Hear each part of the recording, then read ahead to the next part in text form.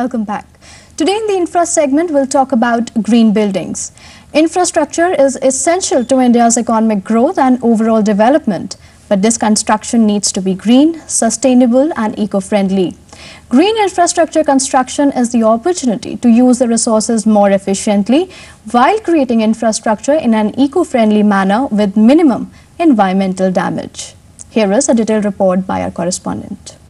Going green has been one of the most noticeable trends in the construction industry since the past few years. Green construction is the need of time, and many responsible developers are taking care of each and every aspect of these factors. Green is a very key word for Indians. Indian architecture and developments have traditionally always been green. It's only in the last 40-50 years that we've really kind of gone the other way around. And we really used and abused the environment to create our buildings. Even in today's context, in the worldwide notion, India is still one of the greener countries. Having said that, we've been depleting our natural resources very, very fast in the recent past. So it is a very important keyword, and the way forward for this earth to survive has to be sustainable and green developments. So I personally feel that this is a commitment not only 3C is making to everybody in this country, but this country needs to make to everybody in the world. It was a myth that green construction involved higher costs with respect to conventional construction, but it has been proved that it only requires an integrated approach to the entire project, from conceptualization down to the execution methods. The biggest challenge I have faced and we have faced in our company were initial days when we were trying to convince people to go green because there was an extra cost attached to it. But with our expertise and experience, we bypassed that.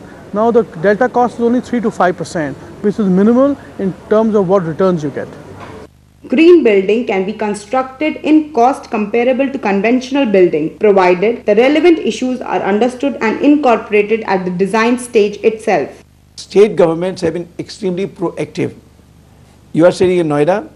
We have an amazing thing by the Noida authority. What they did was, about 2 years ago, they said, if you are making a green building, if your builder is making a green building, he'll give them 5% more FAR. Everybody is winner. Government gets the money for 5% more. I can add the area without any hassle. The builder is happy because he's getting 5% more FAR free. The user is happy because he's getting little more space to build in, provided it is green. This is only Noida authority. Similar activity has been done by Pune, by Mumbai, by Hyderabad, by Tamil Nadu. I was recently in Calcutta. We had the minister for the state government. They were very excited about it. They are going to adopt it. We are seeing this movement across the whole country of giving incentive. We have always maintained, don't give us any subsidy. That means don't give me money, but charge me less. If I am doing a better thing, I should be required to pay less to the government than a person who is not doing the same. Many of the concepts and technologies that may be employed to reduce environment impact in the construction and operation can be implemented at no extra cost. Green building is broadly defined as a building in a new manner that conserves resources and can include numerous elements affecting virtually every aspect of construction or energy efficiency, water and resource conservation, sustainable or recycled products, and indoor air quality. Today we have 250 green buildings operational in India, including many in Mumbai, Delhi, Calcutta, Noida, Gurgaon, Chennai, Hyderabad. All of them without exception have zero waste water. So rainwater harvesting, sewage treatment plant, effluent treatment plant is a fundamental requirement. Again, energy has to be conserved. So we are the only one in the world which has developed what we call root zone system of sewage. That means treatment of sewage is not by power, it is by the plants. The plants clean up the sewage, the dirty material, and give you fresh water. And many of the green buildings in the country now are using root zone treatment for sewage. Buildings are one of the major pollutants that affect urban air quality and contribute to climate change. Hence, the need to design a green building, the essence of which would be to address all these issues in an integrated and scientific manner. Initially, it costs a little more to design and construct a green building. However, it costs less to operate a green building and provides a better place for the occupants to live and work in. The real challenge of a green building is to achieve all its benefits at an affordable cost. India will grow to 4 times the built buildings that we have today. That means in 2030, 75% of the buildings which will be there are not here today, not in India. So I have a bigger challenge in making sure these new 3 times more construction coming up in the country in 20 years to begin with is green.